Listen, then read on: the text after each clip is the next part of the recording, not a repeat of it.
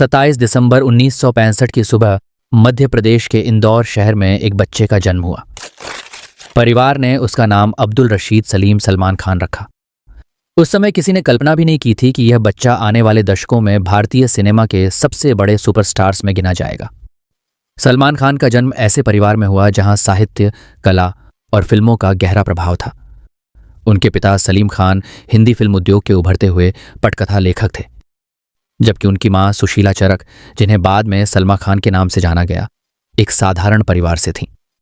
कुछ वर्षों बाद सलीम खान ने अभिनेत्री हेलेन से विवाह किया और परिवार और भी बड़ा हो गया। सलमान के भाई अरबाज खान और सोहेल खान आगे चलकर फिल्मों से जुड़े, जबकि उनकी बहनें अलवीरा खान अग्निहोत्री और अर्पिता खान शर्मा परिवार का महत्वपूर्ण हिस्सा बनी। सलमान का बचपन इंदौर और मुंबई के बीच बीता, लेकिन उनकी परवरिश मुख्य रूप से मुंबई में हुई। जब उनका परिवार मुंबई आया तब सलीम खान पहले ही फिल्म उद्योग में अपनी पहचान बनाना शुरू कर चुके थे। 1970 के दशक में सलीम खान और जावेद अख्तर की प्रसिद्ध लेखक जोड़ी सलीम जावेद ने जंजीर, दीवार, शोले, डॉन जैसी फिल्मों की पटकथाएं लिखीं। इन फिल्मों की सफलता ने परिवार को आर्थिक स्थिरता दी, लेकिन सलीम खान ने अपने बच्चों को अनुशासन और सादगी का महत्व भी सिखाया। सलमान ने अपनी शुरुआती पढ़ाई मुंबई के Saint Stanislaus High School, Bandra से की।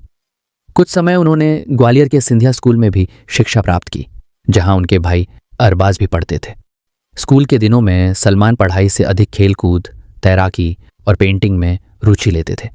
उन्हें बॉडी बिल्डिंग और फिटनेस का भी शौक था, जो आगे चलकर उनकी पहचान का अहम हिस्सा बना। उस समय उन्हें फिल्मों में आने की कोई जल्दी नहीं थी। वे अक्सर अपने पिता के साथ फिल्म स्टूडियो जाते, कलाकारों और तकनीशियनों को काम करते देखते और कैमरे के पीछे की दुनिया को समझते थे। हालांकि उनके पिता फिल्म उद्योग के सबसे सम्मानित लेखकों में से एक थे, लेकिन सलीम खान नहीं चाहते थे कि उनके बच्चों को बिना मेहनत के अवसर मिले। उन्होंने सलमान से कहा कि यदि उन्हें अभिनेता बनना है तो उन्हें अपनी प्रतिभा साबित करनी होगी। यही कारण था कि सलमान ने अपने शुरुआती वर्षों में मॉडलिंग की और छोटे छोटे विज्ञापनों में काम किया। वे अपने शरीर पर विशेष ध्यान देते थे और उस समय के कई निर्देशकों की नज़र उन पर पड़ने लगी। 1988 में सलमान को पहली बार बड़े पर्दे पर काम करने का अवसर मिला। 22 अगस्त 1988 को रिलीज हुई फिल्म बीवी हो तो ऐसी में उन्होंने सहायक भूमिका निभाई।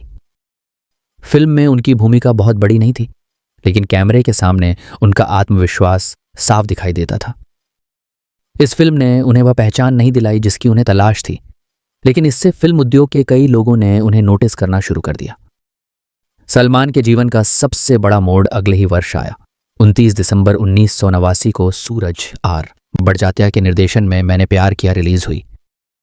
फिल्म में उन्होंने प्रेम चौधरी नाम का किरदार निभाया, जबकि अभिनेत्री भाग्यश्री ने सुमन की भूमिका निभाई। यह केवल एक प्रेम कहानी नहीं थी, बल्कि भारतीय पारिवारिक सिनेमा का नया अध्याय बन गई। फिल्म ने टिकट खिड़की पर असाधारण सफलता हासिल की और वर्ष की सबसे बड़ी हिट फिल्मों में शामिल हुई।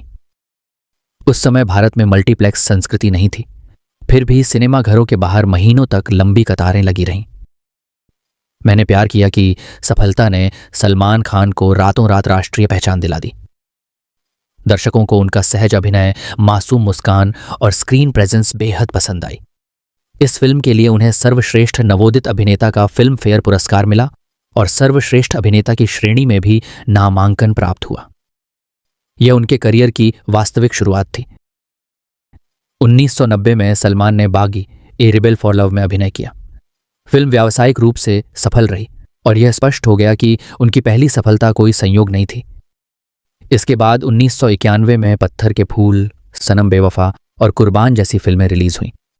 इनमें से कुछ फिल्मों ने अच्छा प्रदर्शन किया, जबकि कुछ अपेक्षित सफलता नहीं पा सकीं। इस दौर में आलोचकों का मानना था कि सलमान को अपने अभिनय में और विविधता लानी होगी। 1991 और 1992 उनके लिए चुनौतीपूर्ण वर्ष रहे। कई फिल्मों ने बॉक्स ऑफिस पर औसत प्रदर्शन किया। फिल्म उद्योग में यह चर्चा शुरू हो गई कि क्या मैंने प्यार किया कि सफलता केवल एक बार की घटना थी। लेकिन सलमान ने हार नहीं मानी। उन्होंने लगातार काम करना जारी रखा और अपने अभिनय के साथ साथ अपने व्यक्तित्व पर भी मेहनत की। 1994 उनके जीवन का एक और निर्णायक वर्ष साबित हुआ। 5 अगस्त 1994 को रिलीज हुई हम आपके हैं कौन ने भारतीय सिनेमा का इतिहास बदल दिया। सूरज बड़जात्या के निर्देशन में बनी इस फिल्म में सलमान ने प्रेम का किरदार निभाया, जबकि माधुरी दीक्षित उनकी सह कलाकार थीं। यह फिल्म केवल भारत ही नहीं बल्कि विदेशों में बसे भारतीय दर्शकों के बीच भी असाधारण रूप से लोकप्रिय हुई। लंबे समय तक ये हिंदी सिनेमा की सबसे अधिक कमाई करने वाली फिल्मों में गिनी जाती रही। उनकी मुस्कान, सहज संवाद अदायगी और रोमांटिक छवि ने उन्हें हर उम्र के दर्शकों का पसंदीदा बना दिया। उसी वर्ष 14 अक्टूबर 1994 को अंदाज अपना अपना रिलीज हुई। फिल्म में आमिर खान, करिश्मा कपूर और रवीना टंडन भी प्रमुख भूमिकाओं में थे। रिलीज के समय फिल्म बॉक्स ऑफिस पर बड़ी सफलता नहीं बन सकी, लेकिन बाद के वर्षों में इसे भारतीय सिनेमा की सबसे लोकप्रिय कॉमेडी फिल्मों में गिना जाने लगा। आज भी इसके संवाद और किरदार दर्शकों के बीच बेहद प्रसिद्ध हैं। 1995 में सलमान ने कर्ण अर्जुन में शाहरुख खान के साथ काम किया। 13 जनवरी 1995 को रिलीज हुई इस फिल्म का निर्देशन राकेश रोशन ने किया था। फिल्म ने शानदार व्यावसायिक सफलता प्राप्त की। दो बड़े सितारों को एक साथ देखने का दर्शकों में जबरदस्त उत्साह था और सलमान ने एक बार फिर साबित किया कि वे मल्टी स्टारर फिल्मों में भी अपनी अलग पहचान बना सकते हैं। 1996 में खामोशी द म्यूजिकल रिलीज हुई। संजय लीला भंसाली के निर्देशन में बनी इस फिल्म में सलमान ने अपेक्षाकृत गंभीर भूमिका निभाई। फिल्म को समीक्षकों ने सराहा, लेकिन बॉक्स ऑफिस पर अपेक्षित सफलता नहीं मिली। इसके बावजूद आलोचकों ने माना कि सलमान केवल रोमांटिक हीरो नहीं हैं, बल्कि भावनात्मक किरदार भी निभा सकते हैं। 1997 और 1998 के दौरान उन्होंने जुड़वा, औजार, प्यार किया तो डरना क्या, जब प्यार किसी से होता है जैसी फिल्मों में काम किया। विशेष रूप से प्यार किया तो डरना क्या, जो 27 मार्च 1998 को रिलीज हुई, बड़ी व्यावसायिक सफलता साबित हुई। इस फिल्म में उनका अलग अंदाज, फिट शरीर और करिश्माई व्यक्तित्व युवाओं के बीच फैशन ट्रेंड बन गया। इसी दौर में सलमान की बॉडी बिल्डिंग और फिटनेस चर्चा का विषय बनने लगी। हिंदी फिल्मों में पहली बार किसी मुख्य अभिनेता की फिटनेस पर इतनी व्यापक चर्चा होने लगी थी। 1998 में ही 6 नवंबर को कुछ कुछ होता है रिलीज हुई। करण जौहर के निर्देशन में बनी इस फिल्म में सलमान ने अमन मेहरा की सहायक भूमिका निभाई। स्क्रीन टाइम कम होने के बावजूद उनके अभिनय को दर्शकों और समीक्षकों ने खूब सराहा। इस भूमिका के लिए उन्हें सर्वश्रेष्ठ सहायक अभिनेता का फिल्म फेयर पुरस्कार मिला। यह उपलब्धि इसलिए भी महत्वपूर्ण थी क्योंकि उस समय वे पहले से स्थापित मुख्य अभिनेता थे और फिर भी एक छोटी लेकिन प्रभावशाली भूमिका स्वीकार करने के लिए तैयार हुए। 1999 सलमान खान के करियर का सबसे व्यस्त वर्षों में से एक रहा। इस वर्ष उनकी कई फिल्में रिलीज हुईं, जिनमें बीवी नंबर 1, हम साथ साथ हैं, जानम समझा करो, हेलो ब्रदर और हम दिल दे चुके सनम प्रमुख थीं। विशेष रूप से 18 जून 1999 को रिलीज हुई हम दिल दे चुके सनम में उनके द्वारा निभाया गया समीर का किरदार आज भी उनके करियर के सर्वश्रेष्ठ रोमांटिक प्रदर्शनों में गिना जाता है। फिल्म का निर्देशन संजय लीला भंसाली ने किया था और इसमें ऐश्वर्या राय तथा अजय देवगन भी प्रमुख भूमिकाओं में थे। फिल्म ने भारत और विदेशों में शानदार सफलता हासिल की और सलमान की लोकप्रियता नई ऊंचाइयों पर पहुंच गई। 1990 का दशक समाप्त होते होते सलमान खान बॉलीवुड के सबसे बड़े सितारों में शामिल हो चुके थे। वे केवल एक अभिनेता नहीं रहे थे, बल्कि करोड़ों दर्शकों की पसंद, निर्माताओं की पहली पसंद और हिंदी फिल्म उद्योग के सबसे अधिक चर्चित चेहरों में से एक बन चुके थे। लेकिन इसी चमकदार सफलता के बीच उनका निजी जीवन भी सुर्खियों में आने लगा था। आने वाले वर्षों में उनकी प्रेम कहानियां, विवाद, कानूनी चुनौतियां और जीवन के कई अप्रत्याशित मोड़ उनके करियर को नई दिशा देने वाले थे। साल 1999 के अंत तक सलमान खान बॉलीवुड के सबसे बड़े सितारों में गिने जाने लगे थे। मैंने प्यार किया, हम आपके हैं कौन और हम दिल दे चुके सनम जैसी फिल्मों ने उन्हें रोमांटिक सुपरस्टार बना दिया था। लेकिन नई सदी उनके लिए केवल सफल फिल्मों का दौर लेकर नहीं आई। आने वाले 15 वर्षों में उन्होंने करियर के उतार चढ़ाव, निजी रिश्तों की जटिलताओं, आर्थिक सफलता और समाज सेवा के ऐसे अध्याय देखे जिन्होंने उनकी सार्वजनिक छवि को पूरी तरह बदल दिया।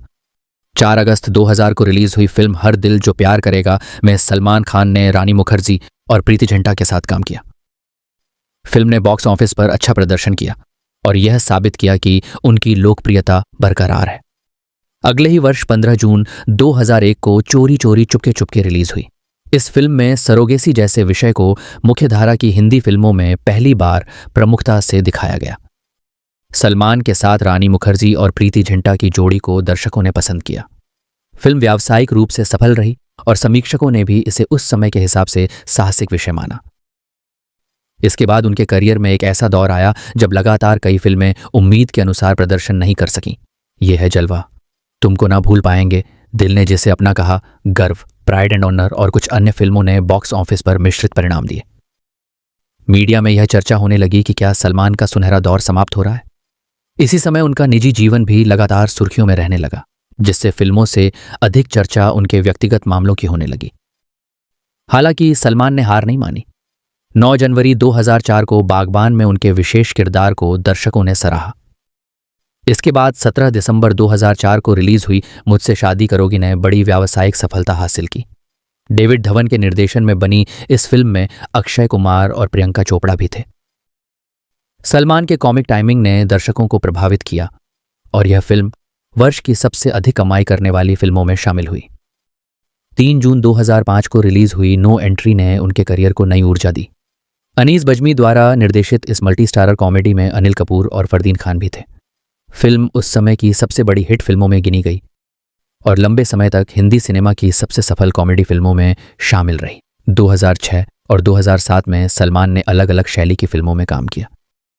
जाने मन, बाबुल और सलाम-ए इश्क जैसी फिल्मों को समीक्षकों से मिश्रित प्रतिक्रिया मिली, लेकिन 24 अगस्त 2007 को रिलीज हुई पार्टनर ने बॉक्स ऑफिस पर धमाकेदार सफलता हासिल की। गोविंदा के साथ उनकी जोड़ी दर्शकों को बेहद पसंद आई और फिल्म उस वर्ष की सबसे बड़ी कमाई करने वाली फिल्मों में शामिल हुई। इसी दौर में सलमान छोटे पर्दे पर भी दिखाई देने लगे और टेलीविजन दर्शकों के बीच उनकी लोकप्रियता तेजी से बढ़ी। उनके करियर का सबसे बड़ा पुनर्जन्म 18 सितंबर 2009 को हुआ, जब प्रभुदेवा के निर्देशन में वांटेड रिलीज हुई। फिल्म में सलमान ने एक अंडरकवर पुलिस अधिकारी की भूमिका निभाई। लंबे समय बाद उन्हें एक ऐसी एक्शन फिल्म मिली जिसने उनकी स्क्रीन इमेज को पूरी तरह बदल दिया। दर्शकों ने उनके नए अवतार को हाथों हाथ लिया। वांटेड ने बॉक्स ऑफिस पर शानदार सफलता हासिल की और यह स्पष्ट हो गया कि सलमान केवल रोमांटिक हीरो नहीं, बल्कि बड़े पैमाने पर एक्शन स्टार भी बन चुके हैं। इसके बाद उनकी सफलता का सिलसिला लगभग अजेय हो गया। 10 सितंबर 2010 को रिलीज हुई दबंग ने भारतीय सिनेमा में नया इतिहास रच दिया। इंस्पेक्टर चुलबुल पांडे का किरदार इतना लोकप्रिय हुआ कि वह भारतीय पॉप संस्कृति का हिस्सा बन गया। फिल्म ने रिकॉर्ड तोड़ कमाई की और सलमान की स्टार पावर नई ऊंचाइयों पर पहुंच गई। उनके संवाद, चाल, चश्मा पहनने का अंदाज और बेल्ट स्टाइल युवाओं के बीच फैशन बन गए। 31 अगस्त 2011 को बॉडीगार्ड रिलीज हुई। फिल्म ने पहले ही दिन रिकॉर्ड कमाई की और उस समय के कई बॉक्स ऑफिस रिकॉर्ड तोड़ दिए। इसके बाद 15 अगस्त 2012 को एक था टाइगर रिलीज हुई। यशराज फिल्म्स के बैनर तले बनी इस जासूसी फिल्म में कैटरीना कैफ उनके साथ थीं। फिल्म भारत के साथ साथ अंतर्राष्ट्रीय बाजार में भी बड़ी हिट साबित हुई और सलमान की लोकप्रियता विश्व भर में बसे भारतीय दर्शकों के बीच और मजबूत हुई। 24 जनवरी 2014 को जय हो रिलीज हुई। फिल्म ने सम्मानजनक व्यवसाय किया, लेकिन दर्शकों की अपेक्षाएं इससे अधिक थीं। उसी वर्ष 25 जुलाई 2014 को कबीर खान निर्देशित किक रिलीज हुई। फिल्म ने 200 करोड़ रुपए से अधिक की कमाई कर उस समय के सबसे बड़े बॉक्स ऑफिस रिकॉर्ड में अपना नाम दर्ज कराया। सलमान ने एक बार फिर साबित किया कि वे अकेले अपने नाम पर सिनेमाघरों में भीड़ जुटा सकते हैं। 17 जुलाई 2015 को रिलीज हुई बजरंगी भाईजान उनके करियर की सबसे प्रशंसित फिल्मों में से एक बनी। फिल्म में उन्होंने पवन कुमार चतुर्वेदी का किरदार निभाया, जो पाकिस्तान की एक गुमशुदा बच्ची को उसके परिवार तक पहुंचाने का संकल्प लेता है। यह फिल्म केवल व्यावसायिक रूप से ही नहीं, बल्कि भावनात्मक स्तर पर भी दर्शकों के दिलों को छू गई। समीक्षकों ने इसे सलमान के अभिनय करियर का सर्वश्रेष्ठ प्रदर्शन बताया। उसी वर्ष 12 नवंबर 2015 को रिलीज हुई प्रेम रतन धन पायो भी बड़ी व्यावसायिक सफलता साबित हुई। इस तरह 2015 तक सलमान लगातार कई ब्लॉकबस्टर फिल्मों के साथ भारतीय सिनेमा के सबसे प्रभावशाली सितारों में शामिल हो चुके थे। इसी सफलता के समानांतर उनका निजी जीवन भी लगातार चर्चा का विषय बना रहा। 1990 के दशक की शुरुआत में उनका नाम अभिनेत्री संगीता बिजलानी के साथ जोड़ा गया। दोनों का रिश्ता कई वर्षों तक चला और मीडिया रिपोर्टों के अनुसार विवाह की तैयारियां भी लगभग पूरी हो चुकी थीं। शादी की तारीख तक तय होने की चर्चाएं सामने आईं, लेकिन अंततः यह रिश्ता विवाह तक नहीं पहुंच सका और दोनों अलग हो गए। बाद के वर्षों में भी दोनों के बीच सम्मानजनक संबंध बने रहे। इसके बाद सलमान का नाम अभिनेत्री सोमी अली के साथ जुड़ा। पाकिस्तान में जन्मी सोमी अली भारत आईं और कुछ वर्षों तक दोनों रिश्ते में रहे। बाद में दोनों अलग हो गए। सोमी अली ने वर्षों बाद कई सार्वजनिक बयान दिए जिनकी व्यापक चर्चा हुई, जबकि सलमान ने इन विषयों पर सार्वजनिक रूप से बहुत कम प्रतिक्रिया दी। 1999 में हम दिल दे चुके सनम की शूटिंग के दौरान सलमान और ऐश्वर्या राय के बीच नज़दीकियां बढ़ीं। यह रिश्ता भारतीय फिल्म उद्योग के सबसे चर्चित रिश्तों में से एक बन गया। दोनों कई सार्वजनिक कार्यक्रमों में साथ दिखाई दिए और मीडिया लगातार उनकी शादी की संभावनाओं पर चर्चा करता रहा। लेकिन 2002 के आसपास यह रिश्ता समाप्त हो गया। अलगाव के बाद ऐश्वर्या राय ने सार्वजनिक रूप से कुछ गंभीर आरोप लगाए, जबकि सलमान ने उन आरोपों से इनकार किया। इस रिश्ते का अंत दोनों के जीवन का सबसे चर्चित अध्याय बन गया। कुछ वर्षों बाद सलमान का नाम कैटरीना कैफ के साथ जुड़ने लगा। दोनों ने कई सफल फिल्मों में साथ काम किया और लंबे समय तक उनके रिश्ते की चर्चा होती रही। हालांकि दोनों ने अपने निजी जीवन पर सीमित ही टिप्पणी की। समय के साथ उनका रिश्ता समाप्त हो गया, लेकिन पेशेवर संबंध बने रहे। बाद में दोनों ने एक था टाइगर जिंदा है और अन्य फिल्मों में साथ काम किया। इनके अलावा विभिन्न समयों पर सलमान का नाम Zareen Khan, Daisy Shah, Yulia Vantur और अन्य हस्तियों के साथ भी जोड़ा गया, लेकिन उन्होंने कभी सार्वजनिक रूप से किसी रिश्ते की पुष्टि नहीं की। वर्षों तक एक ही प्रश्न बार बार पूछा जाता रहा कि सलमान खान शादी कब करेंगे। उन्होंने कई साक्षात्कारों में इस विषय पर हल्के फुल्के अंदाज में जवाब दिए, लेकिन विवाह नहीं किया। लगातार सफल फिल्मों के कारण उनकी आय में अभूतपूर्व वृद्धि हुई। फिल्मों की फीस, मुनाफे में हिस्सेदारी, ब्रांड एंडोर्समेंट, टेलीविजन कार्यक्रमों की मेजबानी और विभिन्न व्यावसायिक निवेशों ने उन्हें भारत के सबसे अधिक कमाई करने वाले अभिनेताओं में शामिल कर दिया। 2010 के दशक के मध्य तक वे एक फिल्म के लिए करोड़ों रुपए फीस लेने लगे थे।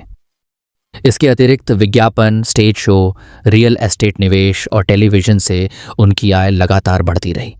इसी दौर में उन्होंने बिग बॉस जैसे लोकप्रिय रियलिटी शो की मेजबानी शुरू की, जिसने उनकी लोकप्रियता और आय दोनों में उल्लेखनीय वृद्धि की।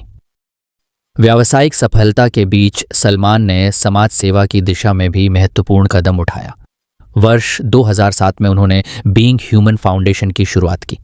इस संस्था का उद्देश्य शिक्षा और स्वास्थ्य के क्षेत्र में आर्थिक रूप से कमजोर लोगों की सहायता करना था। बाद में बीइंग ह्यूमन नाम से कपड़ों का ब्रांड भी शुरू किया गया, जिसकी आय का एक हिस्सा फाउंडेशन की सामाजिक गतिविधियों में लगाया जाने लगा। संस्था ने वर्षों में शिक्षा, चिकित्सा सहायता, छात्रवृत्ति, हृदय शल्य चिकित्सा, नेत्र चिकित्सा और कई सामाजिक परियोजनाओं में योगदान दिया। इससे सलमान की सार्वजनिक छवि केवल एक सुपरस्टार तक सीमित नहीं रही, बल्कि एक ऐसे अभिनेता की बनी जो समाज को वापस कुछ देने की कोशिश कर रहा है। 2015 तक सलमान खान अपने करियर के शिखर पर थे। उनकी फिल्में रिकॉर्ड तोड़ कमाई कर रही थीं। वे भारत के सबसे लोकप्रिय अभिनेताओं में गिने जाते थे और उनकी सामाजिक पहल भी चर्चा में थी। लेकिन इसी चमकदार दौर के समानांतर कुछ पुराने कानूनी मामले धीरे धीरे निर्णायक मोड़ की ओर बढ़ रहे थे। आने वाले वर्षों में अदालतों के फैसले, विवाद और सार्वजनिक बहसें उनके जीवन को फिर से सुर्खियों के केंद्र में ले आने वाली थीं। साल 2015 तक सलमान खान का करियर फिर से अपने शिखर पर पहुंच चुका था। वांटेड, दबंग, बॉडीगार्ड, एक था टाइगर, किक और बजरंगी भाईजान जैसी फिल्मों ने उन्हें भारतीय सिनेमा का सबसे बड़ा बॉक्स ऑफिस स्टार बना दिया था। लेकिन इस सफलता के समानांतर उनके जीवन का एक दूसरा पक्ष भी था, जो वर्षों तक अदालतों, कानूनी कार्यवाहियों और मीडिया की सुर्खियों में बना रहा। इन मामलों ने केवल उनके करियर को नहीं, बल्कि उनकी सार्वजनिक छवि को भी गहराई से प्रभावित किया। इन विवादों की शुरुआत 1998 में हुई। सितंबर 1998 में सलमान खान राजस्थान के जोधपुर में निर्देशक सूरज बड़जात्या की फिल्म हम साथ साथ हैं की शूटिंग कर रहे थे। उनके साथ सैफ अली खान, तब्बू, नीलम और सोनाली बेंद्रे भी मौजूद थे। शूटिंग के दौरान 26 और 27 सितंबर 1998 की रात को वन्य जीवों के अवैध शिकार के आरोप सामने आए। राजस्थान के बिश्नोई समुदाय ने दावा किया कि संरक्षित काले हिरण, जिन्हें ब्लैक बक कहा जाता है, का शिकार किया गया है। बिश्नोई समुदाय के लिए ब्लैक बक केवल एक वन्यजीव नहीं, बल्कि धार्मिक आस्था का प्रतीक है। इसलिए यह मामला जल्दी ही पूरे देश में चर्चा का विषय बन गया। घटना के बाद राजस्थान वन विभाग ने जांच शुरू की। सलमान खान और उनके सहकलाकारों के खिलाफ अलग अलग एफआईआर दर्ज की गई। आरोपों में वन्यजीव संरक्षण अधिनियम 1972 के प्रावधानों के उल्लंघन की बात कही गई। बाद में इस घटना से जुड़े कई अलग अलग मुकदमे चले, जिनमें ब्लैक बक शिकार, चिंकारा शिकार और अवैध हथियार रखने से जुड़े मामले शामिल थे। इन मामलों की सुनवाई वर्षों तक चलती रही। कई गवाहों के बयान दर्ज किए गए। वन अधिकारियों, स्थानीय ग्रामीणों और अन्य लोगों की गवाही अदालत में प्रस्तुत की गई। दूसरी ओर बचाव पक्ष ने आरोपों का लगातार खंडन किया और कहा कि अभियोजन पक्ष के पास पर्याप्त एवं विश्वसनीय साक्ष्य नहीं है। इसी दौरान एक अलग मामला अवैध हथियार रखने से जुड़ा भी सामने आया। आरोप था कि शिकार के दौरान जिस हथियार का उपयोग किया गया उसके लाइसेंस से संबंधित दस्तावेजों में अनियमितता थी। इस मामले की भी अलग से सुनवाई हुई। 18 जनवरी 2017 को जोधपुर की अदालत ने आर्म्स एक्ट से जुड़े मामले में सलमान खान को बरी कर दिया। अदालत ने उपलब्ध साक्ष्यों के आधार पर उन्हें दोषी नहीं माना। अभियोजन पक्ष ने इस निर्णय को चुनौती दी, लेकिन उस समय यह फैसला उनके पक्ष में गया। हालांकि ब्लैक बक मामले की मुख्य सुनवाई जारी रही। 5 अप्रैल 2018 को जोधपुर की मुख्य न्यायिक मजिस्ट्रेट अदालत ने 1998 के ब्लैक बक शिकार मामले में सलमान खान को दोषी ठहराया। अदालत ने उन्हें 5 वर्ष के कारावास की सजा सुनाई। उसी मामले में सह आरोपी सैफ अली खान, तब्बू, सोनाली बेंद्रे और नीलम को संदेह का लाभ देते हुए बरी कर दिया गया। फैसले के बाद सलमान खान को न्यायिक हिरासत में भेजा गया और उन्हें जोधपुर केंद्रीय कारागार में रखा गया। यह घटना पूरे देश में प्रमुख समाचार बनी। उनके प्रशंसकों की बड़ी संख्या अदालत परिसर और जेल के बाहर एकत्र होने लगी। 7 अप्रैल 2018 को राजस्थान की सत्र अदालत ने उनकी जमानत याचिका स्वीकार कर ली। 2 दिन जेल में बिताने के बाद उन्हें जमानत पर रिहा कर दिया गया। इसके बाद उन्होंने दोष सिद्धि के विरुद्ध उच्च न्यायालय में अपील दायर की। यह अपील आगे की न्यायिक प्रक्रिया का हिस्सा बनी रही। ब्लैक बक मामले के समानांतर सलमान खान का एक और अत्यंत चर्चित मामला मुंबई से जुड़ा था। 28 सितंबर 2002 की रात मुंबई के बांद्रा स्थित हिल रोड पर एक दुर्घटना हुई। आरोप था कि सलमान खान की टोयोटा लैंड क्रूजर एक बेकरी के बाहर फुटपाथ पर चढ़ गई, जहां कुछ लोग सो रहे थे। इस दुर्घटना में एक व्यक्ति की मृत्यु हुई और कई अन्य घायल हुए। इस घटना ने पूरे देश को झकझोर दिया। मुंबई पुलिस ने मामला दर्ज किया और जांच शुरू हुई। शुरुआती चरण में विभिन्न धाराओं के तहत आरोप लगाए गए। बाद में जांच के दौरान आरोपों में परिवर्तन भी किए गए और मामला सत्र न्यायालय में पहुंचा। अभियोजन पक्ष का कहना था कि दुर्घटना के समय वाहन सलमान खान चला रहे थे। दूसरी ओर बचाव पक्ष ने इस दावे को चुनौती दी और कहा कि अभियोजन की कहानी में कई विरोधाभास हैं।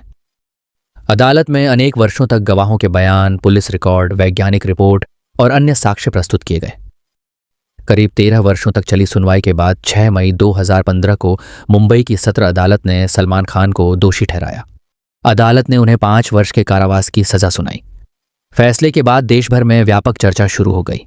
उसी दिन बॉम्बे हाई कोर्ट से उन्हें अंतरिम जमानत मिल गई, जिससे वे अपील लंबित रहने तक जेल नहीं गए। इसके बाद मामला बॉम्बे हाई कोर्ट पहुंचा। 10 दिसंबर 2015 को बॉम्बे हाई कोर्ट ने सत्र अदालत के फैसले को पलटते हुए सलमान खान को सभी आरोपों से बरी कर दिया। उच्च न्यायालय ने कहा कि अभियोजन पक्ष संदेह से परे अपराध सिद्ध करने में सफल नहीं हुआ। न्यायालय ने अपने निर्णय में यह भी कहा कि उपलब्ध साक्ष्यों में कई महत्वपूर्ण कमियां और विरोधाभास थे, जिनके कारण दोष सिद्धि बनाए रखना संभव नहीं था। महाराष्ट्र सरकार ने इस निर्णय को सर्वोच्च न्यायालय में चुनौती दी। बाद के वर्षों में यह मामला सर्वोच्च न्यायालय के समक्ष लंबित रहा।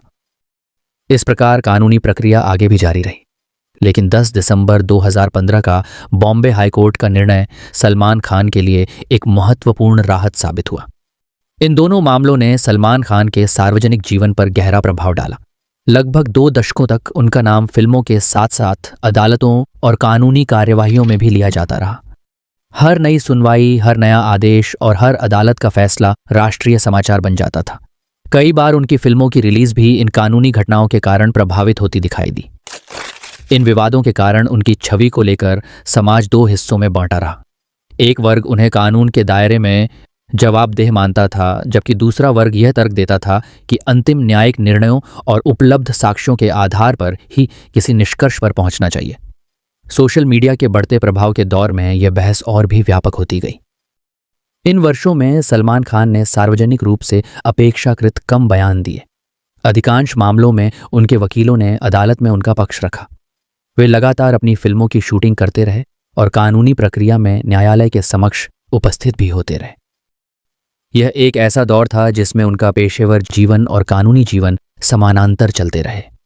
यही समय उनके जीवन का वास्तविक टर्निंग पॉइंट साबित हुआ। उन्होंने अपने करियर की दिशा बदलने का निर्णय लिया। उनकी फिल्मों में पारिवारिक दर्शकों को ध्यान में रखकर कहानियां चुनी जाने लगीं। बजरंगी भाईजान जैसी भावनात्मक फिल्म और बाद में सामाजिक संदेश देने वाली परियोजनाएं इस परिवर्तन का संकेत थीं।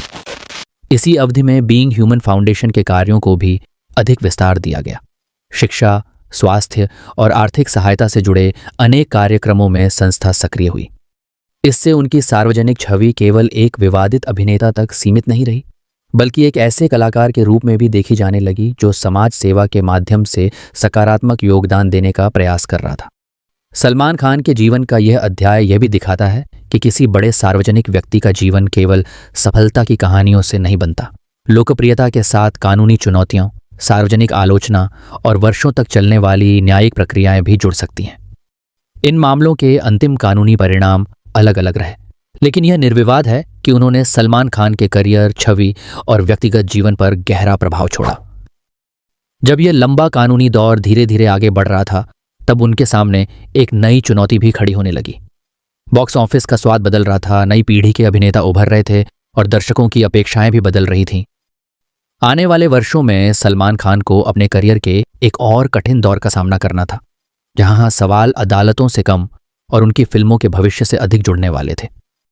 5 अप्रैल 2018 को जोधपुर की अदालत के फैसले और उसके बाद मिली जमानत के बावजूद सलमान खान का फिल्मी सफर रुका नहीं। वे लगातार काम करते रहे, लेकिन यह दौर उनके करियर के लिए पहले जैसा आसान नहीं था। लगभग एक दशक तक बॉक्स ऑफिस पर लगातार रिकॉर्ड बनाने वाले अभिनेता के सामने अब दर्शकों की पसंद बदल रही थी।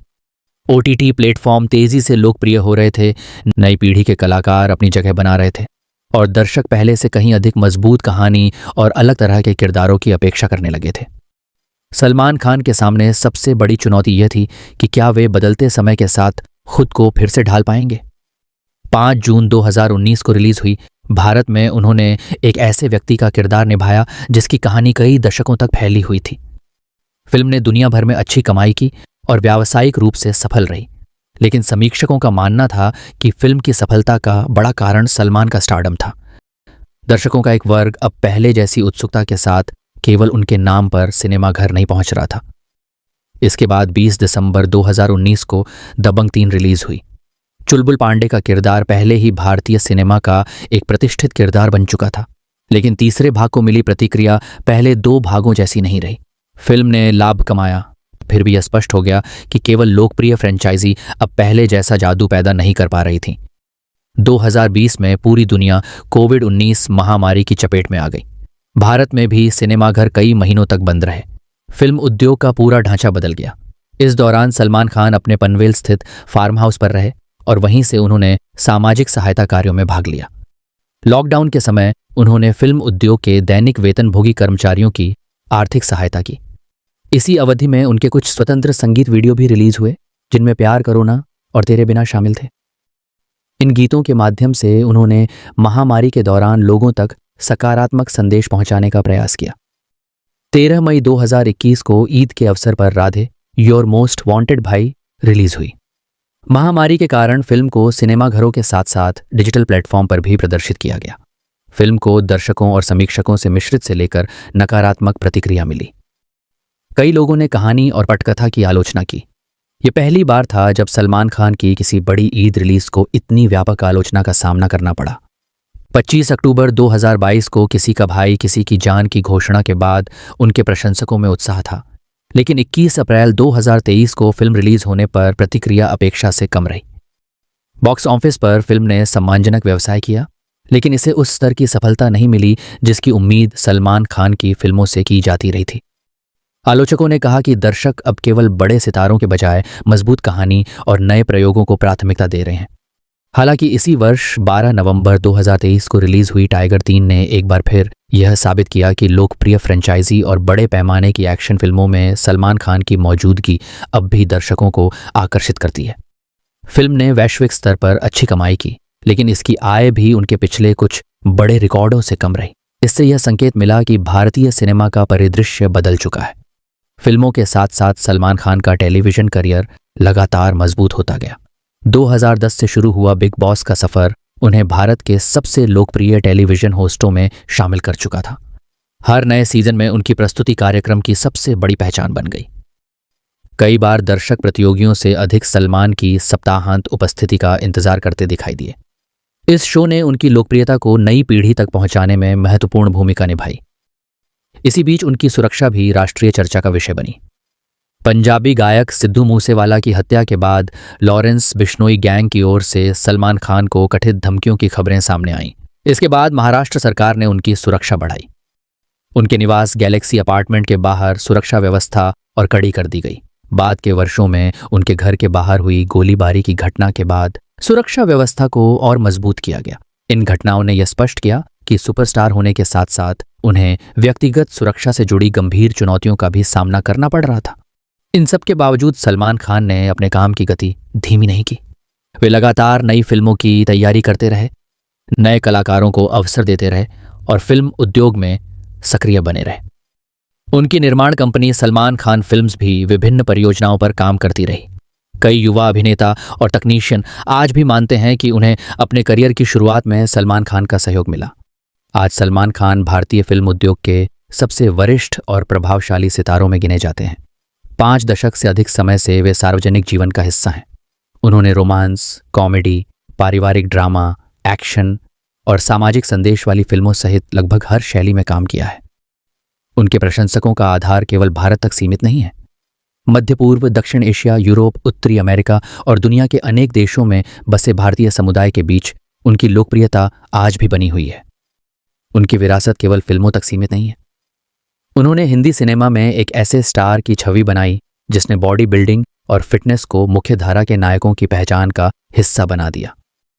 1990 के दशक में जब अधिकांश अभिनेता सामान्य शारीरिक बनावट के साथ काम करते थे, तब सलमान खान ने जिम संस्कृति को लोकप्रिय बनाने में महत्वपूर्ण भूमिका निभाई। उनकी फिल्मों के कई संवाद, गीत और किरदार भारतीय लोकप्रिय संस्कृति का हिस्सा बन चुके हैं। प्रेम, चुलबुल पांडे और टाइगर जैसे किरदार आज भी दर्शकों के बीच याद किए जाते हैं। ईद पर फिल्म रिलीज करने की परंपरा भी उनके नाम से जुड़ गई। लगभग हर वर्ष दर्शक ईद के अवसर पर उनकी नई फिल्म का इंतजार करते रहे। इसके साथ ही उनका जीवन यह भी याद दिलाता है कि असाधारण लोकप्रियता के साथ असाधारण जिम्मेदारियां भी आती हैं। सार्वजनिक जीवन में लिया गया हर निर्णय, हर विवाद और हर कानूनी प्रक्रिया वर्षों तक किसी व्यक्ति की पहचान का हिस्सा बन सकती है। सलमान खान का सफर सफलता, आलोचना, प्रशंसा, संघर्ष और पुनरुत्थान, इन सभी का मिश्रण रहा है। आज वे अपने परिवार के साथ मुंबई में रहते हैं। फिल्मों, टेलीविजन, निर्माण कार्य और सामाजिक पहलों में सक्रिय हैं। बीइंग ह्यूमन फाउंडेशन के माध्यम से शिक्षा और स्वास्थ्य से जुड़े अनेक कार्यक्रम जारी हैं। उनकी हर नई फिल्म अब भी देश की सबसे चर्चित रिलीज में गिनी जाती है और उनके अगले कदम पर फिल्म उद्योग तथा दर्शकों की समान रूप से नजर रहती है। शायद यही किसी बड़े सितारे की सबसे बड़ी पहचान होती है। समय बदलता है, पीढ़ियां बदलती हैं, पसंद बदलती है, लेकिन कुछ नाम इतिहास का हिस्सा बन जाते हैं। सलमान खान उन्हीं नामों में से एक हैं। उनके समर्थक उन्हें हिंदी सिनेमा के सबसे बड़े मनोरंजनकर्ताओं में गिनते हैं, जबकि आलोचक उनके करियर और विवादों पर अलग दृष्टिकोण रखते हैं। इन दोनों दृष्टिकोणों के बीच एक तथ्य निर्विवाद है। 3 दशकों से अधिक समय तक भारतीय सिनेमा पर उनका प्रभाव असाधारण रहा है। उनकी कहानी हमें यह सिखाती है कि सफलता कभी स्थायी नहीं होती, असफलता भी अंतिम नहीं होती और किसी भी सार्वजनिक जीवन की वास्तविक पहचान केवल उपलब्धियों से नहीं, बल्कि कठिन समय का सामना करने के तरीके से भी बनती है। एक युवा अभिनेता से सुपरस्टार बनने तक, रिकॉर्ड तोड़ सफलताओं से लेकर कठिन कानूनी और पेशेवर चुनौतियों तक, और फिर लगातार आगे बढ़ते रहने तक, यह सफर भारतीय सिनेमा के इतिहास का एक महत्वपूर्ण अध्याय है। अगर आपको ऐसी विस्तृत और तथ्य आधारित जीवन यात्राएं पसंद हैं, तो अगली कहानी में हम एक और ऐसी शख्सियत के जीवन के अनकहे अध्यायों को जानेंगे, जिनकी सफलता के पीछे संघर्ष, विवाद और इतिहास के ऐसे पन्ने छिपे हैं जिन्हें बहुत कम लोग विस्तार से जानते हैं।